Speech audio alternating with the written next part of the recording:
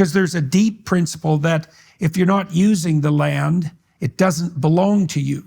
Yeah, right. yeah. Certainly not intrinsically. And even under a contract, like, because you can end up with, and squatters' rights can obviously be taken too far. But we should note that there is a principle that if you're not using it, you don't own it.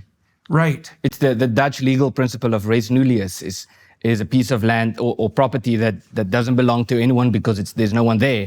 So that's something. So a res nullius is something that you can occupy. But that's not the narrative. That's not the mainstream narrative. I think there are very few historians who actually push this mainstream narrative. I think most historians who are worth their salt know that the history of land ownership in South Africa is much more complex.